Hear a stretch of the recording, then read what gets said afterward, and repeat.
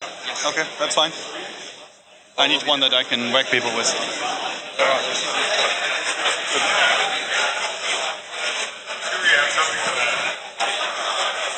Welcome.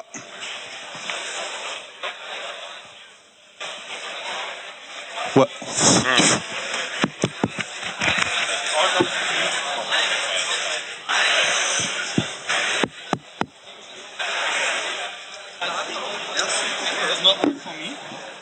And after Dachau, we get a picture.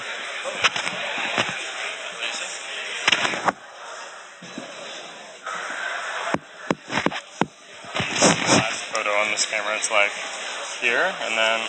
Well. Awful place. Welcome to our talk this evening.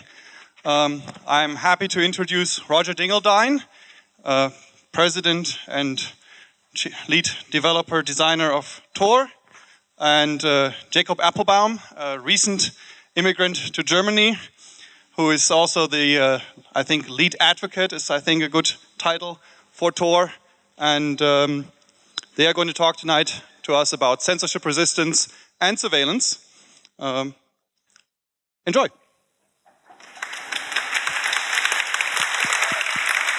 free to start. I'll see it fine. Does this thing work yet? Yep, does this one? All right, hi. It's really fantastic to be here again, and I'm really happy that Roger and so many other Tor people can join me this time. So we came prepared, but we wanted to say that there have been some things that have happened in the world since, well, we originally talked with Christian about giving this talk. And we thought maybe we could do one of two talks. We can read some slides to you, or we can play a choose-your-own-adventure game. So there exists some possibility here for an interactive talk, a more interactive talk. And so we can also make this decision by just doing a little survey. So how many people here are familiar with Tor technically, or at least at a high level of some kind, so that they understand it's more than just a bad name in German for something related to anonymity? Okay, we can skip the introduction to Tor. Alles klar. So, what do you think? Okay, so hi everybody. We could directly go into questions. We could jump into recent events. There are a lot of ways we can take this. We'd like to make this as interactive as we can because we're here to help you answer whatever questions you have about Tor or anonymity or privacy or security or what's going on in the world. So there are a lot of variations on how we can do this. So if you would like to do that, raise your hand now and start yelling out your questions. If that doesn't happen, we'll figure out a different plan. Okay, so I think just to be culturally sensitive, you right there in the pink shirt, do you have any questions? Or think the people near you might have a question? Since traditionally it's hard to get people to raise their hand. No? You do, fantastic, I knew that would work. A bit of an introduction to Sorry. take on the current situation.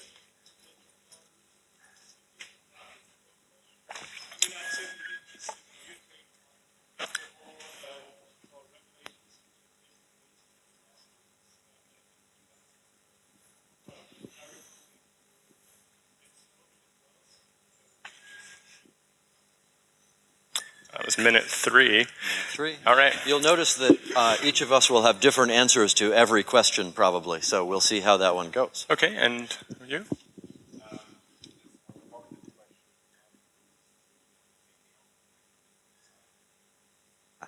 I didn't even know that rumor had been started. Yeah, we can pass this microphone maybe. So the question that the fine gentleman asked is there truth to the rumor that I am seeking political asylum in Germany? And I didn't know that that rumor existed. I prefer marriage generally, but just kidding. But that said, I don't think so. I mean, I hope that that is not a necessity. I'd like to think that our country, where I currently have a house, is still free. But that said, I do now live in Berlin and applied for a residency visa because I don't feel safe to return to the United States because the rule of law, as I understand it, does not really seem to exist in the ways that I would like. And part of the revelations that we have seen, you know, they speak volumes about that, right? Secret law, secret courts, secret interpretations. To call that democracy is, I think, horse shit, right? And when those things are used with drone strikes and aggressive wars of imperialism, well, I mean, that doesn't make me feel great being outside of America, actually. But that rumor, otherwise I had not heard it, so thanks for starting it.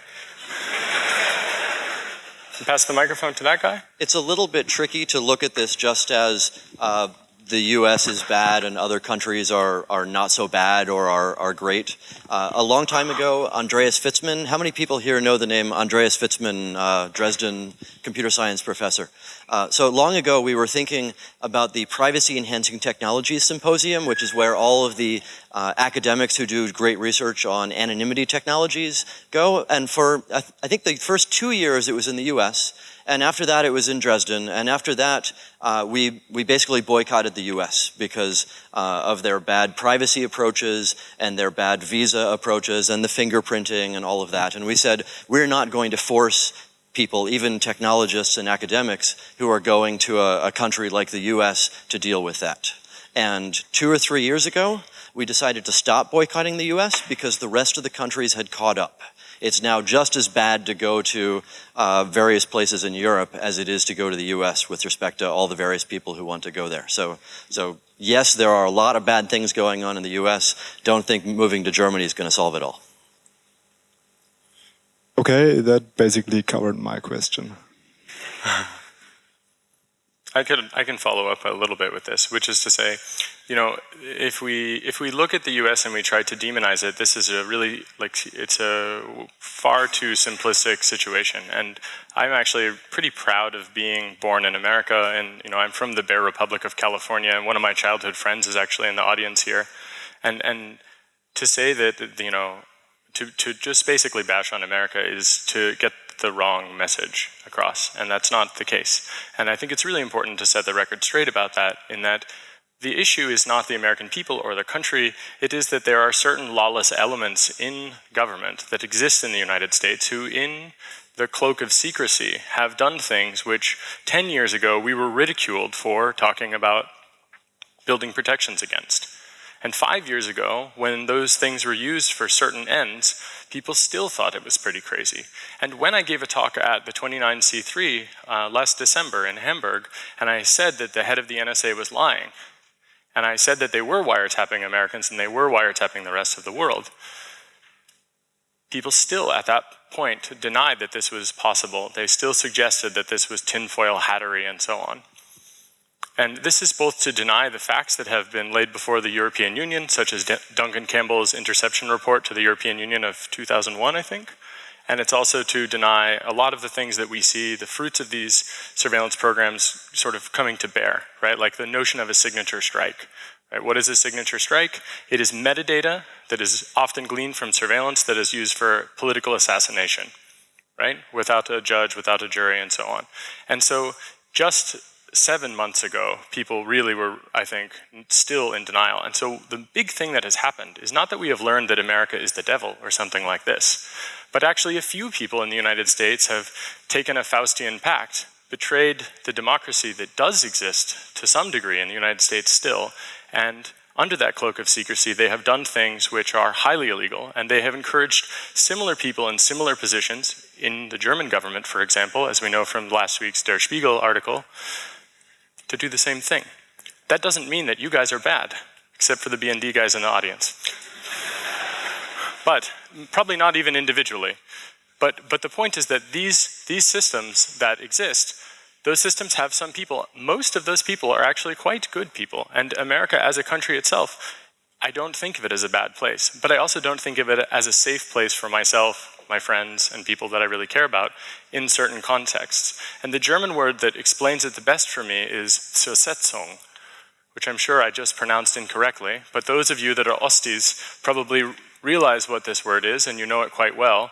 And that is a current state of affairs in the United States for some political activists or people who don't consider themselves to be political activists but are targeted as terrorists because of the things that they say, that they think, that they believe, that they do with their computers.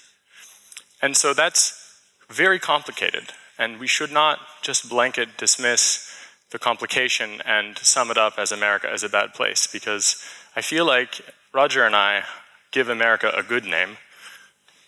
This is a really interesting conversation to be having here. So Jake mentioned 10 years ago this, 5 years ago that. So 4 years ago, I was at a Dutch hacker conference. I think it was HAR, Hacking at Random. And I was on a panel where we were talking about freedom and freedom from surveillance and censorship and so on. And one of the points that I found really hard to drive home to the audience, everybody was saying, Iran is bad because they censor and they surveil. Syria is bad because they censor and surveil. I'm so glad I live in a good country. I'm so glad I live in the West where we don't do that. And part of the hardest message to give them there was, actually, you can't divide things into those countries that censor and surveil and those Western countries that are free and provide freedom. You can't sit back and say, good thing I'm in Germany where they wouldn't do that to me. You have to start fighting for freedom all around the world. You can't divide it into, I'm glad I don't live in over-theristan, good thing I'm free here. And here we are now trying to draw the lines between certain Western countries. You can't, there's no bucket A free, bucket B non-free. We need all around the world to have these technologies and policies and cultural approaches that can maintain freedom everywhere. Yeah, and I mean, having just come from Dachau about 20 minutes ago, I feel like there should be pretty much no nationalist, exceptionalist sentiment anywhere in the world, because the lesson here is that humans exist, and given the right context, the right tools, the right political motivations, pretty much anything is possible. And we shouldn't forget, however, that people are the change for that possibility, but it can be a positive change, a negative change, and that, I think, with things like the Tor network, can be a positive change. And what we are trying to do at the Tor project, but in general, I think as human beings, I mean, I don't speak for Roger, but I guess I'll try, by saying, you know, we are trying to build alternative systems that increase human autonomy and liberty and agency. And part of this is technology. The Tor network is obviously technology, and the people in this room that run Tor relays, they are obviously technologically inclined. But the idea of anonymity, the idea of privacy, of dignity, and of agency, these things exist without computers and without the internet. They really can, if we want them to. Right? When we have the Briefsgeheims, for example, this is not about capabilities. It's about fundamental, rights in the Grundgesetz. This is not about what is possible. It's about what we as a society or societies around the world want to build. So what Tor is trying, I think, and successfully doing in some cases, is building alternatives that give people agency to change the world they live in and to take back some of the things that they have lost with the way that the networks have been architected and the way that the world has been building itself out. And we see this all over the place. So these slides in this deck, we have examples of where a country has blocked the Tor network, and we see this, and people say, oh, you're at war with China. But that's ridiculous. What we're trying to do is help people to have a nonviolent alternative where they can seek to use free speech and the ability to read and to communicate with each other, not just for conflict resolution, but for simply being able to freely express oneself and to see the expression of others. And we have no battle with governments. Instead, what it is often those governments have battles with their own citizens. And sometimes our tool is a casualty of that, actually. And this tells you something about how those governments view the properties that the tool can enable in those societies. So this is inherently, in a sense, a political thing, but it depends on from which position of privilege you come from, because in the American tradition, anonymity as a right is a fundamental thing that comes from the core revolutionary goals of the American Revolution against the tyrannical British. Right? There's a reason we shot them. It still exists today. Now it's called tempora. But, right? And the thing is that in Burma, it's a little different. When I was in Burma, basically 8 months ago, 9 months ago, or something like that, anonymity as a right is well, let's just say it's not a given. But in some cases, people that are living there, they understand it as a necessity so that they may continue to survive. But that isn't to say that we are conflicting with the Burmese government. I mean, in a sense, I do personally, but I think that it's individuals who are choosing this. And so if we just talk about technology, we really miss a really an absolutely critical part. And it was Roger actually that convinced me of this when he said that we aren't at war with China. Instead, what it is that we're helping people to do things, and sometimes those people, in solidarity with the Tor network, have trouble. They have trouble because their government does not want them to speak freely, does not want them to have privacy, does not want them to have the dignity that this can provide to them on the internet when they wish to have an alternative. And it can't be about us trying to find out how China should change or how some other country should change. I don't know how China should be. There are a lot of people in China who have strong opinions about how their country should change, and we should give them privacy, protection, freedom, knowledge, whatever you want to call it. We should give them the ability to be able to change their country in the way that they want to change it, but that's up to them, whether they do that this year or next year or who chooses to do it. One of the other challenges that we have, when I was first starting out looking at privacy-enhancing technologies. I was about to say the phrase freedom technologies. Maybe they're synonyms, who knows? When I was first looking at anonymity tools, I was thinking to myself, there are a lot of people out there who really want these things, and they're going to risk their lives communicating, whatever, learning, publishing, reading. Is that on me? Should I, what sort of risks should I worry about for when they're going to use tools like this? And the answer is, now that we've actually done a lot of trainings and met with a lot of people around the world, they are going to do it anyway. They're going to go out into the streets and start yelling. They're going to connect directly to Facebook. They're going to change their world because that's more important to them than whether they're going to end up dead the next week. So from that perspective, what I as a technologist need to do is give them the best tools I can, even though they're not perfect, to help them be safer with what they're going to do anyway. And fundamentally, you could also talk about this like the safe sex community does. This is a harm reduction strategy, right? So the cypherpunks that work on writing code to make privacy-enhancing technologies possible, those cypherpunks are in some cases working on harm reduction software of a particular kind, or sometimes in a much general, more social sense of that, but it's harm reduction. And there are some basic things that need to be done for these kinds of tools to be worth using or trusting. And I really think it actually extends to the whole of society, but you have to start somewhere, and perfection is, let's say, the enemy of the good enough in some cases.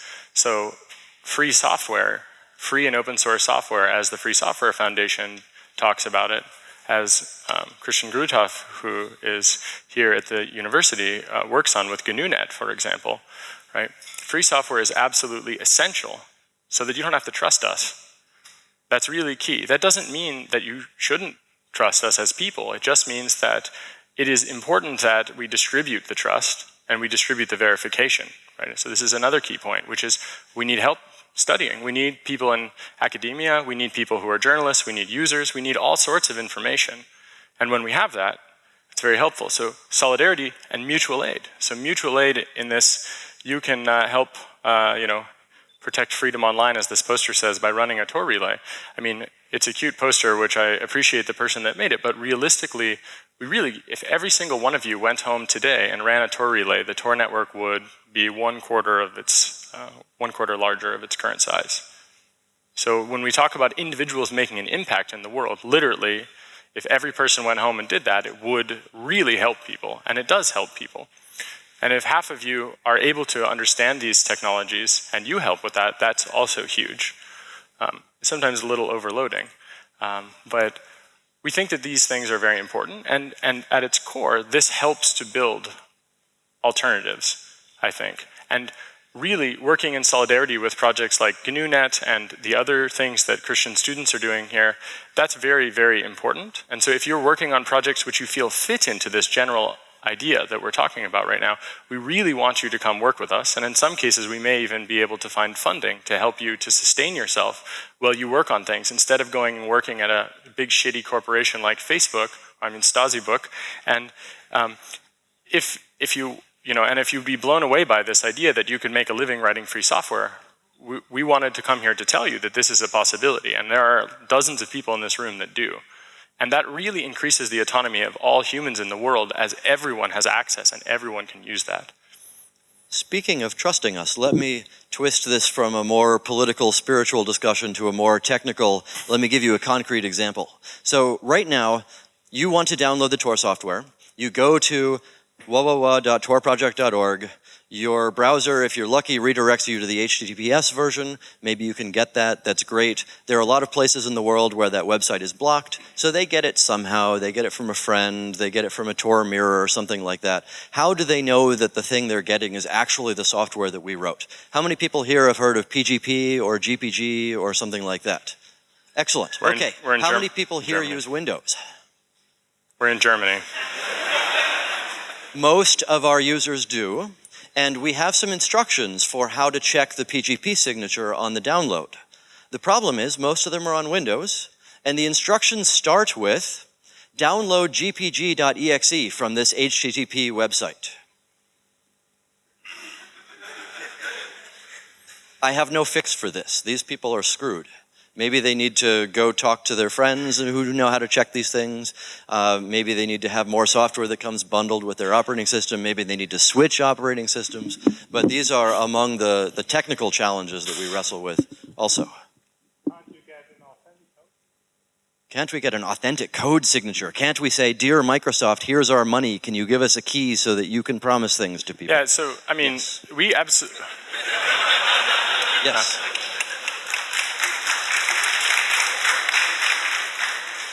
Yes, we can do that, but what exactly do we do when we do that, right? We could do the same with Apple as well, but if you read the things that they want you to agree to, they want to restrict the freedoms that free software gives you in many cases. And this is a really terrible problem, and it would be fantastic if we had a solution in policy as well as technology to solve this.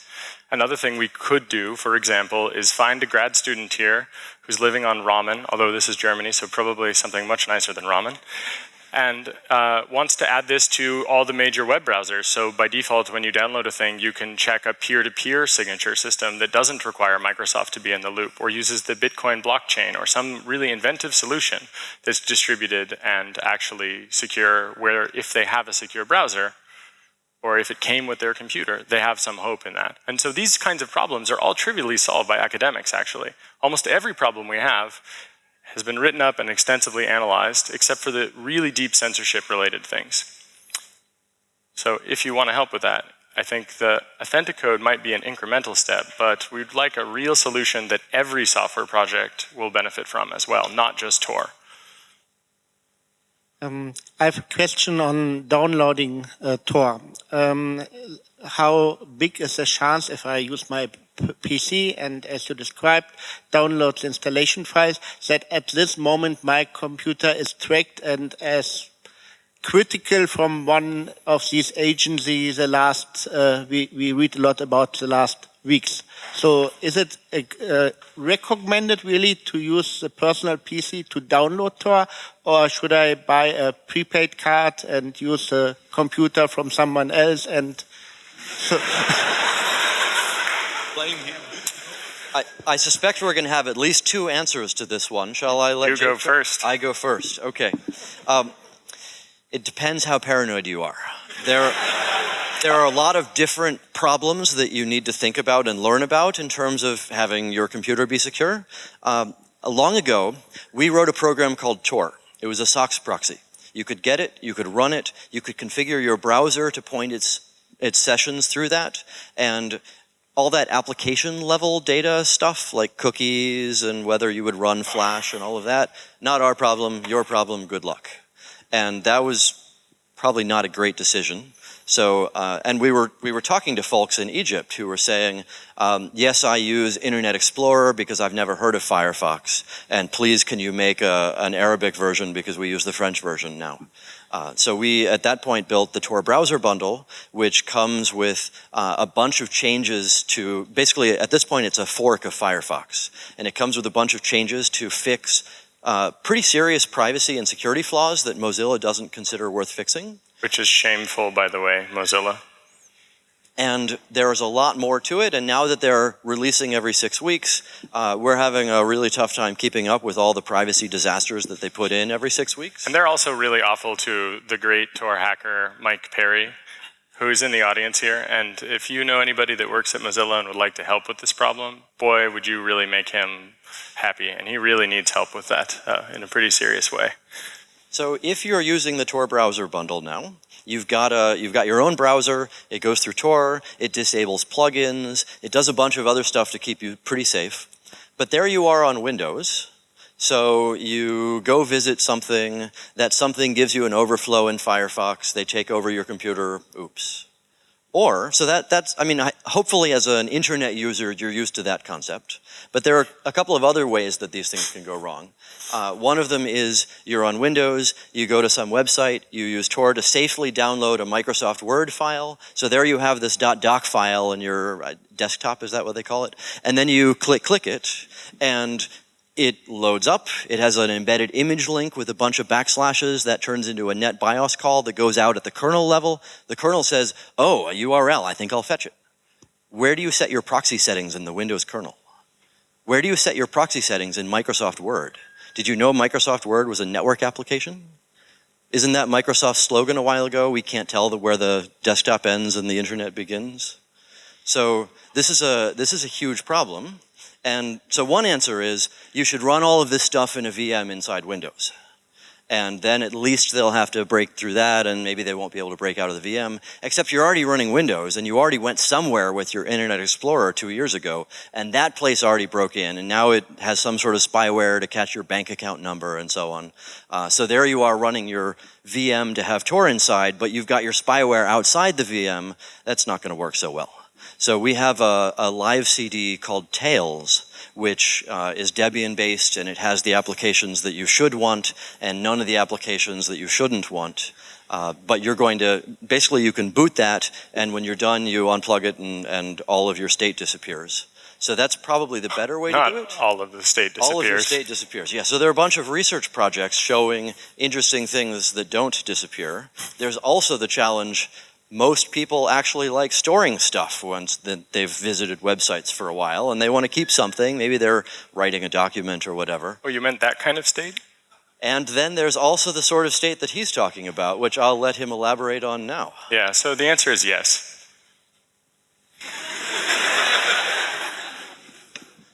I mean, so this is why law and policy matter, right? Basically, if you don't have a constitutional democracy with fundamental human rights, the answer to that question is yes.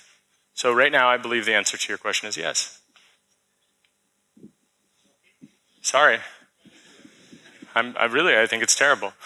But taking somebody else's computer and using that isn't going to be much better. So maybe the answer to that question is no. Maybe you shouldn't do either of those. Yes and no works for that.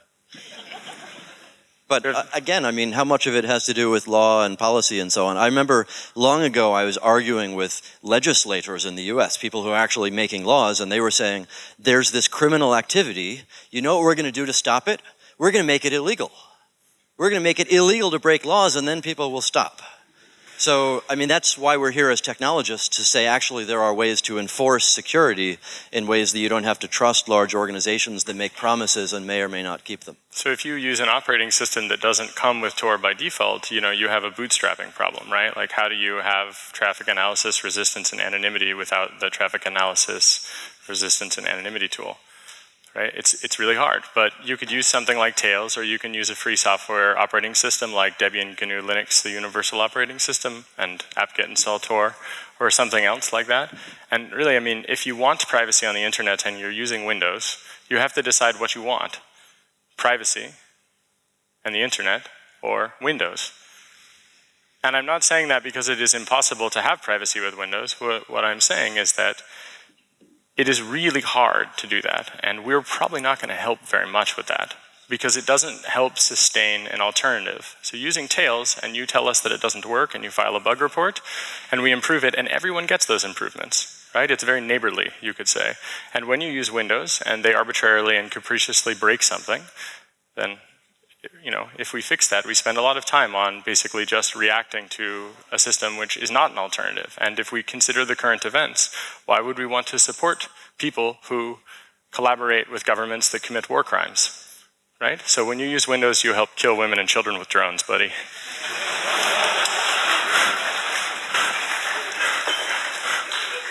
Speaking of Windows, But it's not just you. not So- to bash on Windows too much, but let me tell you a fun or maybe terrifying story from a few years ago. So it was actually, I guess, 6 or 7 years ago at this point that I was doing a training of Vietnam activists with a fellow named Ethan Zuckerman. And they were telling us really scary stories. So we showed up and we're like, so there's this thing called Tor, you should use it. There's this thing called GPG, learn how to use it. There's off-the-record messaging. Here are these tools, they'll keep you safe. And they were saying things like, yeah, I use encrypted Skype, but when I'm in the bathroom, they break into my house and they reinstall stuff on my computer. Or, yes, I use encryption, but there's a guy across the street with a parabolic microphone listening to everything that I say, so the encryption really doesn't do it. And at one point, they gave us an image of one of the laptops and said, I think this thing's been messed with. Can you figure out what happened? And we showed it to a lot of different people who were good at forensics on Windows. And eventually, the answer turned out to be, Microsoft Windows does not ship with Vietnamese keyboard driver support by default. So if you want to be using Windows with the Vietnamese language, you go to the website that everybody goes to and you download the spyware that's been backdoored by the Vietnamese Secret Service and you install it. So every single person using Vietnamese Windows at that point, who knows about now, I have no idea, was part of the Vietnamese Secret Service botnet. And this came up because there was one point where 5 activists were PGP encrypting mail to each other, and the plain text of the mail showed up in the national newspaper the next day. And everybody's like, holy crap, is there a mole? Is GPG broken? What's going on here? And the answer is, they're just watching and it's so bad, it's not just they can watch you, it's they read their mail and published it the next morning. And here I am talking about, going back to the previous discussion, the good country bucket and the bad country bucket. Here I am talking about Vietnam. I first learned about Deutsche Welle because it's a terrorist organization as classified by the government of Vietnam. So that was then, this is now. We could probably talk about good methods and good strategies and good tactics in certain contexts, and I think that is an important thing to say. But for example, if you think that people have the right to read and the right to speak freely, it sort of suggests that adding a Trojan into the keyboard driver, for example, that everyone needs is kind of bad. It's bad news, you could say. So there's a guy in the audience here who's one of the greatest people to ever live, in my opinion. His name is Gunnar. He's the guy that sort of looks a little bit like Mr. Clean, but from California. And I love you, man. So. Boom, love ya. And, he, about 10 years ago, really convinced me that when we think about security and privacy and technology, we need to take a holistic approach. So now you know that we're both from California.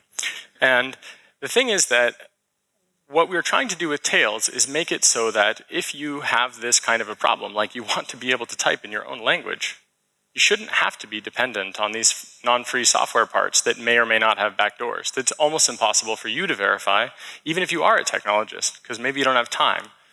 So we really are trying to work towards building free and verifiable systems. So Mike Perry has been going completely crazy working on building deterministic builds of the Tor browser so that you can compile a Tor browser and he can do it, and you will end up with the exact same binary, exactly the same hash, which is not the normal state of affairs these days with modern compilers and modern linkers and modern operating systems. And it's a lot of work, and he's surprised that he hasn't lost his mind doing this job. But this is something where, if you really want to think about this, you have to threat model. You have to understand the situation. You have to understand how much time you want the security that you think you're getting to buy you. And this is an analytical skill that takes a lot of practice and has very bad feedback loop closures, because if you're doing a protest and you just need your security to last until the protest, well, if something goes wrong in the protest, or maybe it's not a protest at all, maybe you're just trying to have a private communication, that could be used later, right? In a total surveillance state like the United States or the rest of the planet, then you end up in a situation where that data will be used against you later in contexts that are not exactly clear. If you know this, it has a chilling effect on your speech. But in order for us to even begin to approach that, we have to have this holistic model. So it's why we're working on stuff like Tails. It's why we're working on stuff like Tor browser. It's also why we're working on stuff like the Tor router, so that we can have free and open source hardware as well as software that'll actually be able to take back the edge of the network in your house. It's why we want to build the ability to have forensics, like let's say your forensically sound view of your own computer. Now that isn't something which we have even started with really, but this is the place we as computer scientists, as technologists really need to get so that we can even start to approach the operational security that we would need to start making strong promises and have a hope of having them work. And so, I mean, obviously Roger had thought about this before I had thought about it, and Gunnar is not the first person in the world to think of it, but he really nailed it by talking about the holistic picture.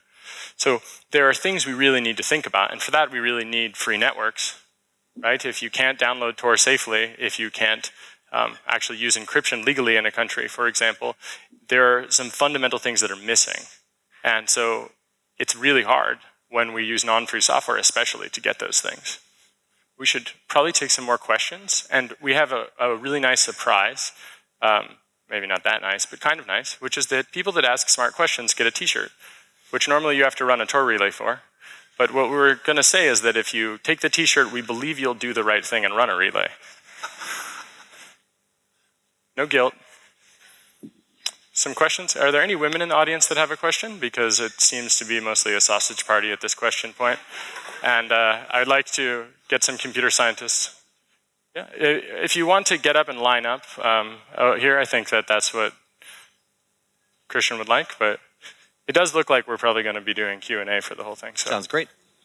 So another, Jake was talking about the holistic side of things. There's also the research side of things. How do you assess anonymity? How do you decide whether a network that looks like this is safer than a network that looks like this? There are a lot of people out there who say, I want to build my own paths through the Tor network because I think I can do a better job than the default path selection algorithm. And that's a really complex research question. Our answer for them, for the most part, is: are you smarter than we are? Have you read all these research papers? If not, maybe you shouldn't do that. I'd love to have a better answer than that. And just as a side note to that, when you think about building a system, try to consider that having a pure research paper, there are all of these people that have different levels of skill. So for example, if you have a research paper where you're totally certain you can completely beat all the censorship in the world and there's no implementation and no one understands it except 3 people in the world that are too busy to read your paper anyway, well, maybe consider also implementing it and making it free software from the very moment you start. So if you vanish or you get bored, someone else can take over from that. Maybe not necessarily as part of the paper, but really try to think about making it possible and then trying to integrate it with the systems that we built. Like we built a pluggable transport specification, which allows you to swap out how Tor talks directly to the network.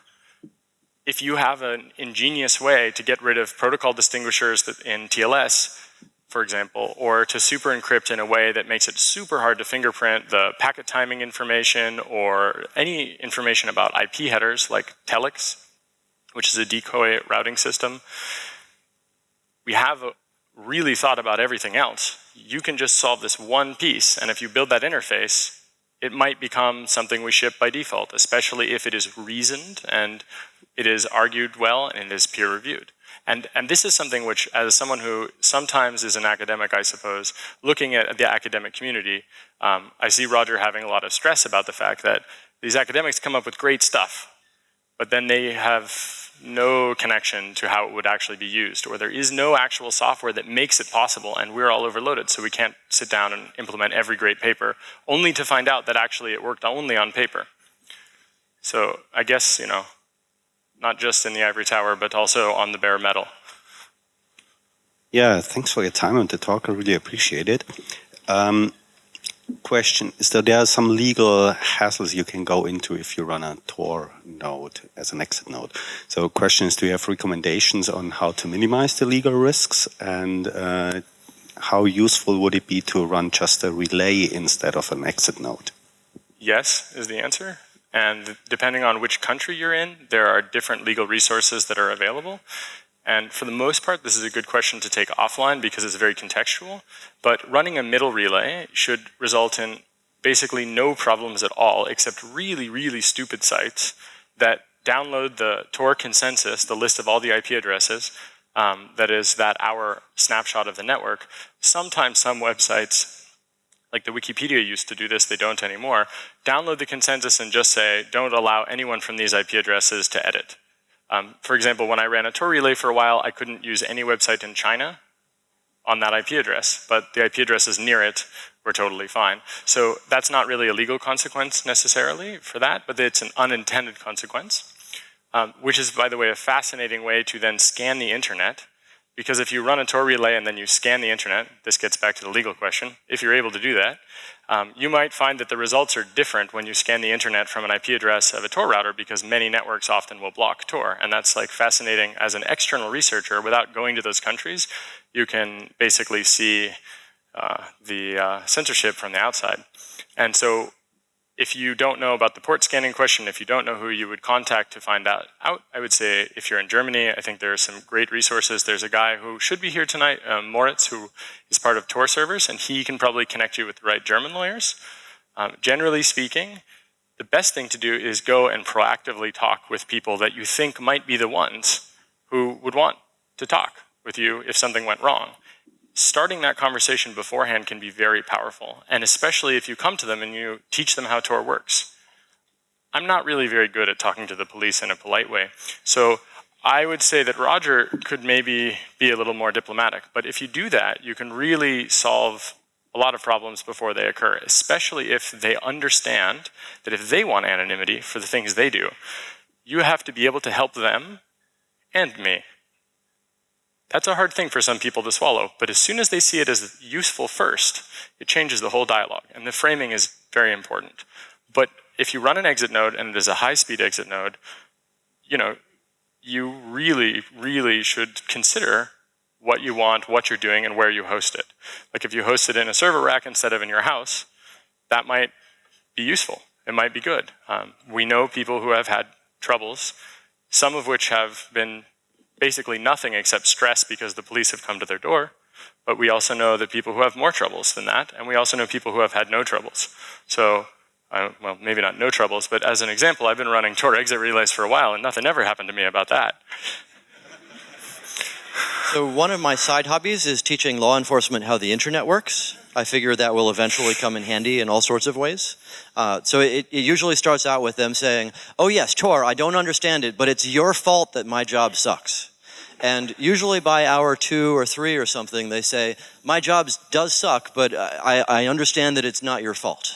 So that's usually about as far as I can get in the conversation. But I was talking to an FBI guy a while ago who was saying, okay, so here's the situation. I've got some crime. I have 10 IP addresses in some log file I found somewhere. If you can explain to me which IP addresses aren't going to have anything, are not going to be useful for me to follow up on, I can do my job better, and your volunteers don't get hassled. So there's a lot to be gained from teaching the law enforcement people how these things work and why it's not worth their time to do that. So I did a talk to a bunch of detectives in Stuttgart long ago, and earlier in January we talked to the Dutch Federal Police and the Belgian Federal Police. And I think we're making pretty good progress in the US at teaching law enforcement how the internet works. The Dutch people were already pretty smart. The Belgian people could sure use some more work. The Germans are sort of in between. The Stuttgart ones were the only group comfortable enough with English to be willing to meet with me. And that's not a good sign if you're not so good with English and your job is cybercrime. So, I mean, there's a lot to be done here, and this is something that this audience especially would be really valuable at. If you happen to find a police person, say, hey, would you like me to explain SSL to you? Would you like me to explain Tor to you? And at that point, you start educating them, and it's no longer us versus them. It's no longer those ignorant people who keep abusing power in ways that we're uncomfortable with. Because when you talk to these people individually, they're nice people. The folks at the Dutch Federal Computer Crime Unit, they're us. They just happen to be employed by the Dutch government to do bad things. Some of them are nice. So individually, they're nice. When you put them in a big group, then they turn evil. So how do we make use of that? I think there are a lot of different answers for that. To go back to your original question, what is the legal liability and how can we deal with this? If you Google for, or if you do your favorite search engine for Tor exit guidelines, then you'll find a big list of some of the stuff he said, but there are also some technical approaches you can do. Make sure the WHOIS entry points to you, not to your ISP. Try to get your name lookup to say something like, this is a Tor exit relay, look at this dot whatever, .de.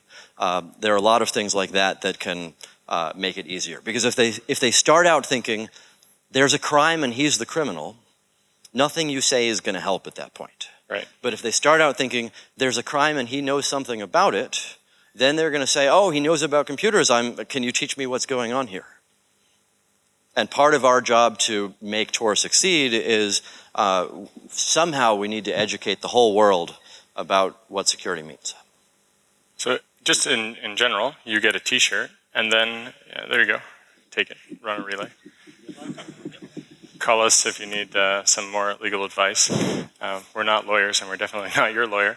But I wonder, since this is a group of computer scientists of which half of you have started to fall asleep, if I know what it's like to be you here. Jeez. I won't take it offense, it's a little late, but I wonder, are you guys interested in these things that we're talking about? Is there something that you wish just topically that we were addressing a little bit more? And if you're not comfortable saying it, say it anyway. So we're only here for a short time. Yes? On the social policy, telling people how. Oh yeah. Okay. So on the social policy, being a fighter for democracy side and not on the technical side, do you think, are you winning? Are you losing? Is it a wash? Well, I mean, I don't think democracy is the be-all, end-all with this, right? I said it earlier, this is about liberty, agency, dignity, right? These things are important. Democracy is not the only way we can have it. I would like to think that there are things that go beyond it. Thoreau said that, in fact. Is democracy really the last place? I don't think so. And are we doing well? Well, I think, actually, well, you shouldn't be proud generally in a nationalistic way. Germany right now is keeping the debate about NSA spying alive. The rest of the world is falling asleep, in a sense. So people here in Germany in different publications are really making incredible stuff happen. And I think that's impressive. You guys have a powerful voice, and the reason is the history of Germany is horrible. And I'm sorry to say that, but it's true. When someone like me goes to America and says, this is like the Stasi, right? The Besetzung of the FBI is like the Besetzung of the Stasi and other regimes when it is applied in this way. The wiretapping is similar. The interference is similar. The other things are similar. It means nothing. Americans don't care. But when a Stasi agent says that and says, damn, we'd still have the GDR if that was true, why didn't we have that then? That is so powerful. So really, there's a lot to be done there. And in that regard, when Germans have been speaking out about this, it really has been the case that I have felt like we're keeping this alive past the 1 or 2 day media cycle where something flares up and then goes down. So is that winning? I don't know. I'm not sure. But I think in the end, we're starting to see people that understand that law and what is possible and what is happening are not exactly aligned with law all the time and their interpretation of it. And that is really powerful to make that progression. And so that is key. And that is actually something where I would definitely say we're winning, where people understand now that the law actually doesn't change. If you have a constitutional democracy and wiretapping has specific regulations, then by allowing the German government to wiretap all of you, they also let the NSA wiretap all of you, which has no German constitutional protections, and the Verfassungsgericht does not weigh in. None of the Datenschutz matters. It's just over in that regard. And that wake-up call is huge, and it's happening in every country in the world in this regard, and that they realize they have to build a system that is just, even if they're not on top, which is a huge wake-up call. And that is really important. And you guys, all of you guys, when you speak, you really speak with authority that moves the whole planet. So that's a winning thing. On the losing side, the problem is that we live in a total surveillance state, which is used for political assassinations. Fuck, that is seriously problematic. So for those people that are killed by drones, for example, I gotta say they lost. And we lose too when we let things like that happen. There are a lot of different educational problems going on. There are a lot of different types of people out there who have a lot of different perspectives. I think the biggest problem is people who don't know anything about what's going on. And I think that's changing a lot in the past month or so. But I was talking to Jake before we started the talk. I was at one point trying to talk to I think she's an assistant to the head lawyer in the U.S. And this person was, I think, Valerie, what's her name? Valerie Caparoni, the FBI's legal counsel. Yeah, so she So I was meeting with the legal assistant to this person, and the person I was talking to was arguing for CALIA, Communications Assistance for Law Enforcement. Basically, we need to put backdoors in every technology so that we can surveil everything. Otherwise, how could we keep up with all of those criminals? So she was saying, Congress, the US Congress, gave us, the FBI, the Department of Justice, the ability to watch everything. They passed a law saying that you get to watch everything. And you, the technologists, she was pointing at me, you guys are not letting us have the powers, the capabilities that Congress said we could have. So here you are in this nice judicial system. We give you good tax breaks, we give you, clean water, nice laws, freedom, democracy, all that. And here you are taking advantage of the system. Here you are cheating. You are not giving us the powers that we're supposed to have. Why do you hate America? Why are you not allowing us to have the law enforcement abilities that Congress told us we should have? In her world, there was no, we're trying to get more powers than we used to have. In her world, it was, we have these powers, but we can't use them because of those damn technologists. So could you please stop that stuff so that we can use our powers to surveil everybody? And then when she said, you're only doing it for the money, I know how companies work, and I said, actually, we're a nonprofit trying to save the world, then she was really confused. She was thinking, wait, there's a nonprofit here? Aren't they supposed to be the good guys? But here they are ruining the world, destroying everything, making it impossible for us to track all the bad guys. That was a rough conversation. And as you know, from the things that have come out in the last month, very few companies are willing to have the integrity that Roger Dingledine has, right? I mean, that's really important, right? When all of these CEOs are lying about being complicit in giving up data and keys and other things, sometimes it's because the law prevents them from speaking. But they're in that position because instead of quitting or leaving, they became complicit. They know. And this is really important. And we once talked about how this time might come. And at least for me, I think that the time has come in that it wouldn't be reasonable for me to work on tour and live in the United States anymore. And it is more important for me to work on tour and to work on these technologies than to stay in a country that does not value human autonomy and liberty the way that it did when I was, 5 years younger even. And that discussion that he's talking about is a representative sample of some of the things that are happening behind closed doors. And so all the services that you're using, with few exceptions, have probably had similar conversations with completely different outcomes. And that is awful on a number of levels. But that said, what an amazing guy. I'm not willing to give up yet. Yeah. So we should really try, this side of the room has said nothing. You guys have been in line a lot, but just, are you happy so far? Are you bored out of your mind? Yeah? Give me a thumbs up if you're happy. Give me a thumbs down if you're unhappy. That was a thumbs up, but okay. Anybody here? Just quick, signal. Give me a covert channel. Give me an overt channel? You're unhappy. Okay, unhappy guy in the blue shirt. What do you want to hear about?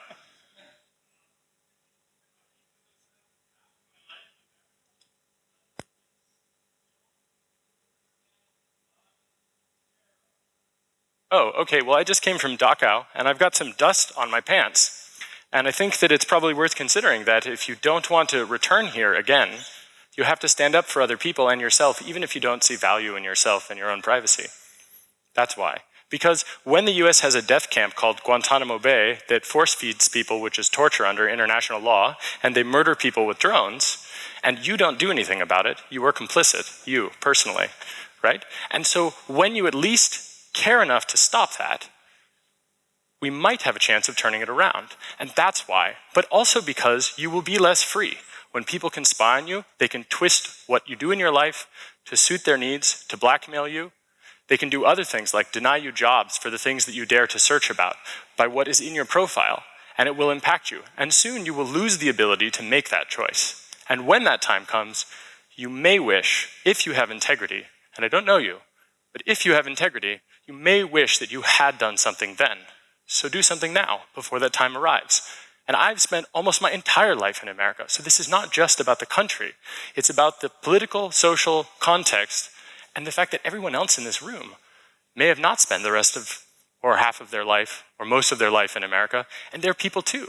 So when Obama says, it's okay, we don't spy on anybody that's an American, he's implicitly suggesting that he's at the top and you guys are below. And that's wrong, just flat out wrong. And that's why you should care, because fundamentally, in Kohlberg's stages of moral reasoning, you should be a level 6. You should think about universal human rights beyond national borders. And when you see terrible things happening to people, you should not let it happen. You shouldn't just be silent, and you shouldn't just be selfish about it. And that's super important. And I bet now you'll think about that, and maybe you won't make a different decision. Maybe you will care about those things. I don't know. But I hope that you do, because it is exactly with you that these things change. Let me try two more concrete examples on you from the US side of things. So in the early 1950s, there were a lot of people in the US who were saying, you know, maybe this isn't really the right way to do government. Maybe we should explore other options. Maybe there are other ways to do it. And a few years later, there was the whole communist scare, and they brought all sorts of people in front of Congress and said, are you or have you ever been a member of the Communist Party? And all the people who had ever in the past been thinking about communism, suddenly they were all criminals. So fast forward 40 years, 50 years, there are a bunch of Muslims living in the US. Their religion says you should donate to a bunch of nonprofits and you shouldn't ask too many questions. Sounds like a pretty good thing to do. Suddenly, the people, a few years later, the people who had donated to certain nonprofits were all assisting terrorists. So again, the really scary thing here is huge data sets are being collected about the past. So what's the third example I'm going to come up with, where now you're doing something totally normal, writing free software to help people provide anonymity on the network. My birthday party? And a couple of years later, somebody says, everybody who's ever worked on the following thing, retroactively they're a criminal. Let's go look them up in the database, build a big list of them, take them somewhere. So the problem here is we have no idea what's going to happen in 5 or 10 years in terms of public opinion about doing totally normal activities, and they're building all the data sets, and then they're losing all the data sets. It's not just one government here with a big data set, it's everybody sharing data all over the place. So 20 years ago, in the military, you all know the phrase, need to know. You've all seen it in movies and so on. Apparently the military people now are saying the phrase, need to share. That's what happened in between 9/11, before and after. Now they're all, how do I give everybody else my data sets? And of course, this produces, embarrassing situations for them where some dude at the State Department publishes a whole lot of cables to 1.7 million people with clearances, and then something happens and they all get angry. How do you deal with all these private data sets? This is not going to go well. Do you want all your data in it? And I think a key thing to consider is that, and I've said this many times before, right? The data trail that you leave behind may be made up of individual facts that are correct, maybe not. But the prosecutor that reads that data trail, they get to tell whatever story they feel. And they may not have to give you exculpatory evidence, for example. And so the really scary thing is it doesn't matter if you think you have anything to hide. It doesn't matter if you think that you're doing nothing wrong, as Roger has said with things like writing software. What matters is that if someone else wants to prove that you have done something wrong, you're totally fucked. That is not a world we should live in. I mean, really, it is seriously problematic.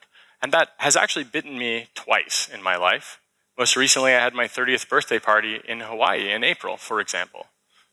Man, was that a super bad choice. But how was I supposed to know that? I didn't know. It was impossible. And if it's not obvious why that could be a problem in a data retention society, don't worry, I'm sure it'll come up at some point. And it's super scary to imagine that I have to think about how I live my life with a double consciousness. Most of the women I know, for example, have this double consciousness anyway. So it's kind of a humbling experience to experience it.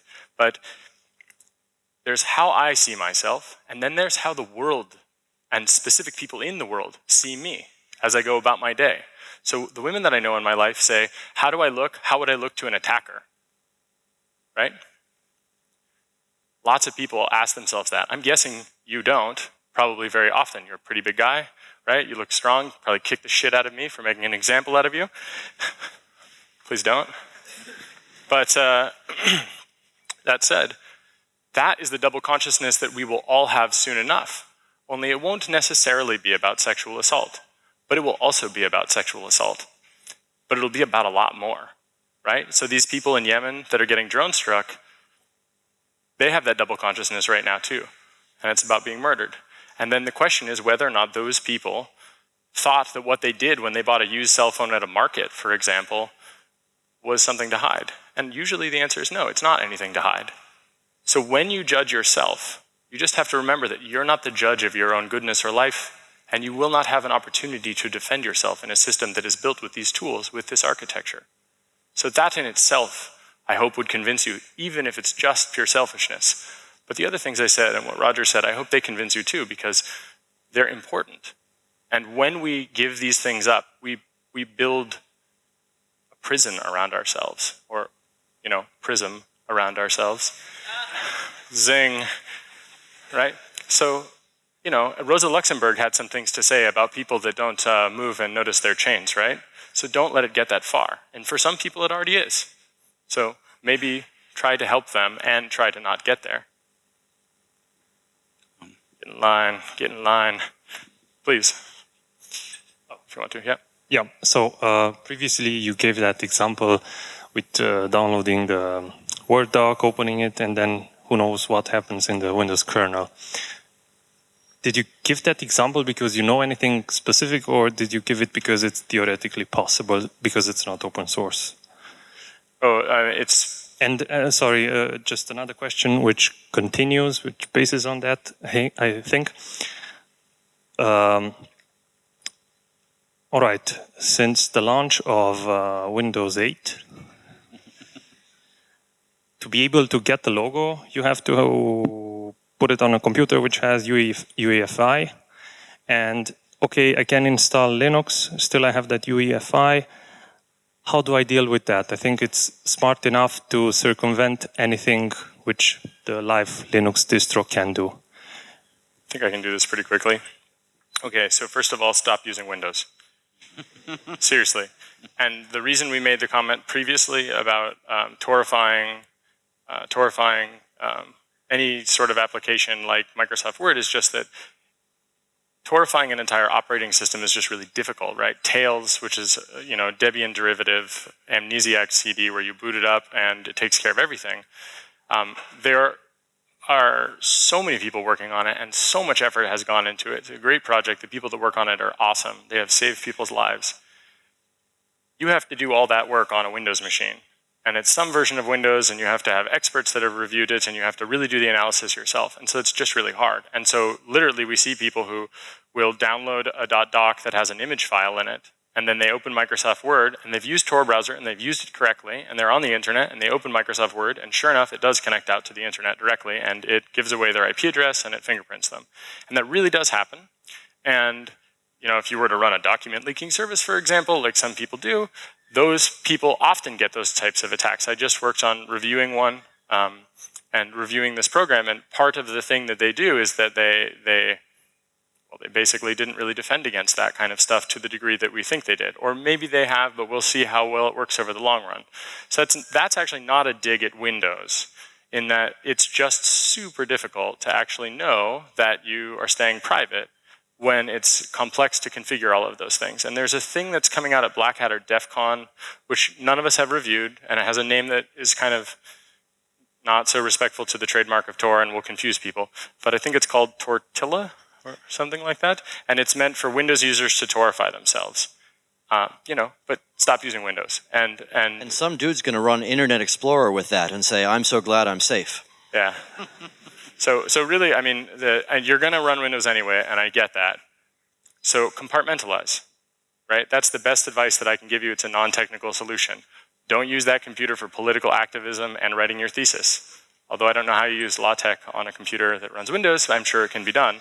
But realistically, like the new version of Windows with EFI, you just hit the nail on the absolute head as hard as possible, which is that when our computers have non-free binary blobs inside of them that have a signing key for Windows, and they begrudgingly help Linux users use those computers, you are seeing Microsoft's dominance, and I hope the EU smashes them as hard as possible so that those things just don't happen. And so Coreboot, for example, is a free software replacement for the bring up of the board, and you can give it an EFI payload, or you can give it a traditional BIOS payload, such as with C BIOS, SEA BIOS, and try to support companies that build motherboards that support that, so that if you do want EFI and you do want to have the ability to run things like that, you may have the possibility of having it at least be all free. But then you really also need to take it to the next level and start help building free hardware, like the stuff that Bunny Huang does, for example, with the Chumby and other devices. Because EFI is awful, I think, and I think all of the rest of this stuff is, yeah, gefährlich. You get a shirt too. And you can come talk to us afterwards, but we're being really bad and long-winded. Can I ask another question, just a quick one? You can ask two, that was the first. Yeah. You said you have some Tor router. Is that actual hardware? So let's just say that we're working on some stuff, and if you contribute to the Debian project and it is useful, and there are packages in Debian, that there may be in the future a case that something like that is going to be useful, and people will benefit from it. And we can talk about it later when I'm not being videotaped and speaking in front of a lot of people about that. But yeah, I'm interested in this, and I've been working on it for more than 4 years with other people, to the point where Tor people probably want me to stop working on it. And we've repurposed tons of proprietary hardware stuff, and we found ourselves constantly shafted by proprietary hardware companies. I even had one proprietary hardware router light on fire in my house. I mean, just talk about not worth investing our time in. So. But the real problem, I think, is that the ISPs, many times they impose the hardware you should use. And from a legal standpoint, I don't know exactly how it is in Germany, but I think the network includes the router, so you're not allowed to mess with that. Say, for example, a cable modem. Mm-hmm. So, okay, I have the Tor router. What do I do if the company imposes their own router? I don't even know. Yeah, so there are several things, but one of those things is you're probably going to need some pretty good policies that make sure that you can bring the edge of your home and have your home have whatever you want in it. And there are people that work on that. Most of them, I think, are in the net neutrality space, but some of them are in other spaces. And another thing is that when we build something that's useful enough for you, it might also be useful for those people to stop investing in proprietary hardware platforms also.